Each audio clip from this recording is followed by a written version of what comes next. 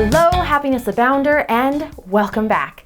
Today I'm excited to talk about, do you have time for happiness? Because I've got to say, I think that a lot of us are under this delusion. I know I was way back in the day that I didn't have time for my happiness. I knew I was unhappy.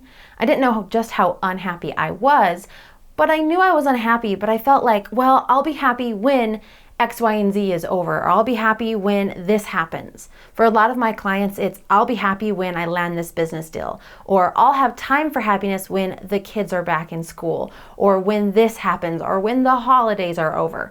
You know what I'm talking about. You've probably said these things to yourself. I know I said some of them to myself as well. Obviously not the kids back in school part, but there are components of this that you have probably said.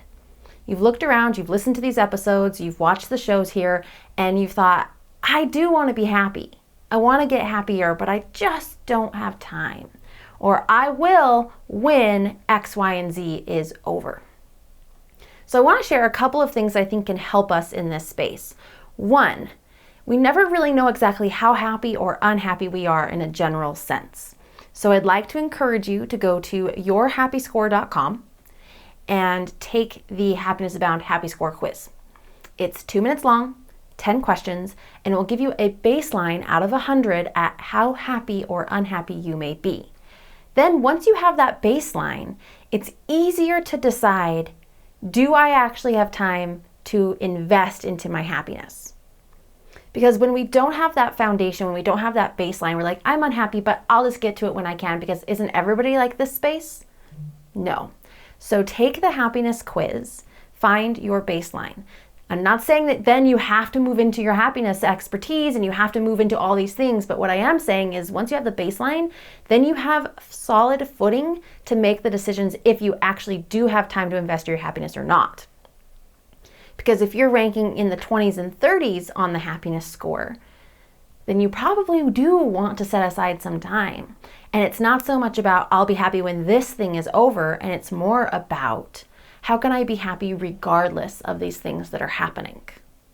Now, if you're scoring in the 60s, 70s, 80s, and above, then you might be like, hey, I'm relatively happy, and so I might invest just a little bit of time, but I don't need to have a whole bunch. Now, here's the kicker.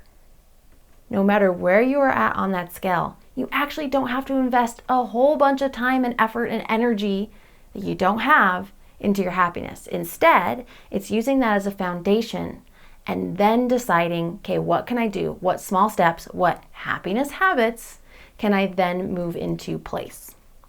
So that's step number one. Take the yourhappyscore.com quiz. And it's a Happiness Abound quiz. It's just at yourhappyscore.com because that's so much easier to say. So go and take that quiz, get your foundation for your happiness so that you can then decide whether or not you want to invest more into your happiness. Now, if you decide that you do, at the end of the quiz, there is a button. You can set up a free happiness habits audit with me, 45 minutes free time of you and I talking, auditing, looking at your life and seeing where you could have the biggest impact in your happiness in the shortest amount of time. So something cool there too if you're interested in that. However, find your happy score, get your baseline. Second thing, take a look at the stuff that's going on and ask yourself, is this something that happens all the time?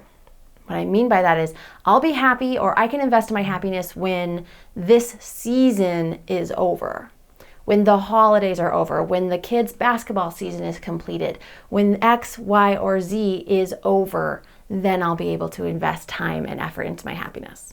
Because if it's something that happens reoccurring, like the holidays, for instance, what if you could be happy during the holidays? What if you could manage your emotions and everything that you need during that time?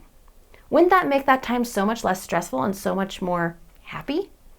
So take a look at the reasons that you're saying you don't have time to be happy, and you're essentially taking the opposite. You're investing in your unhappiness by not investing in your happiness.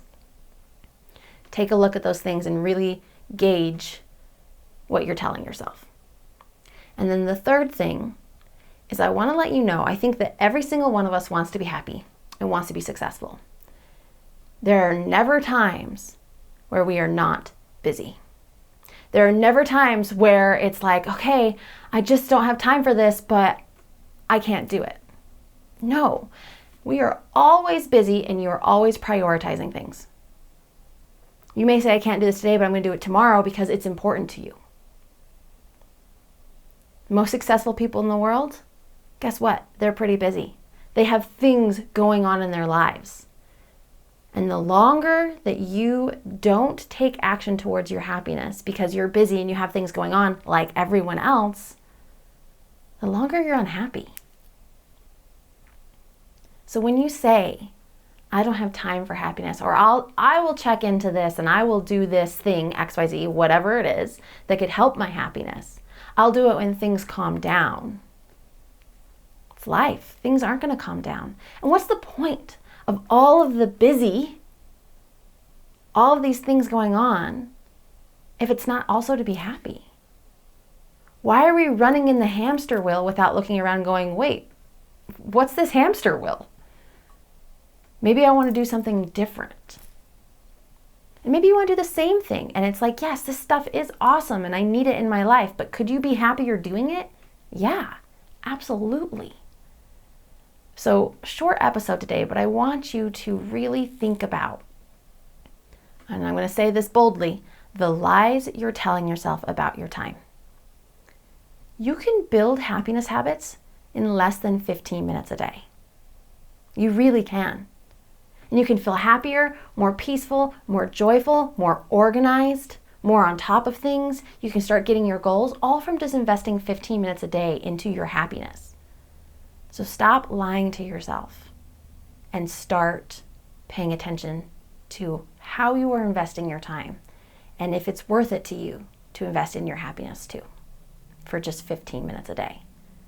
And if you listen to the other previous podcast episodes, you have tons of tools and exercises and techniques that you could pick from that all take less than 15 minutes for you to start acting on and putting into your day. So, quick recap. Go take your happiness score, find your baseline, figure out if you want to change that. That's yourhappyscore.com. Step 2, take a look at the reasons why you're saying you don't have time. And if there are things that reoccur all the time, you should be happy while doing them, right? And number 3, don't use I don't have time or I'll do this when XYZ finishes as an excuse, because you're always going to have something come up. It's life, and you deserve to be happy in your life. So I'm going to end it there. I hope that you have a wonderful day, and above everything else, remember, you are capable of happiness abound.